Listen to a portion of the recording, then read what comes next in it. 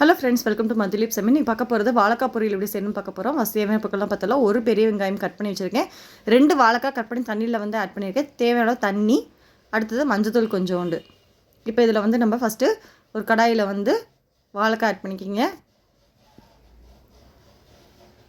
அடுத்து வேக வைக்கிற அளவுக்கு தண்ணி வந்து ஆட் பண்ணிக்கிங்க.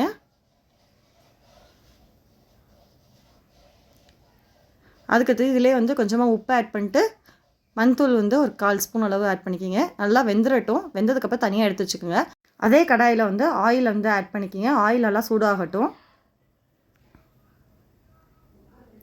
சூடானதுக்கப்புறம் கடுகு வந்து ஆட் பண்ணிக்கிங்க. கடுகு நல்லா பொரிஞ்சதுக்கப்புறம் உளுந்தம்பருப்பு ஆட் பண்ணிங்க. உளுந்தம்பருப்பு கொழுங்குனதுக்கப்புறம் வரமிளகா ஆட் பண்ணிவிட்டு கருவேப்பிலை ஆட் பண்ணி தாளிச்சுக்குங்க.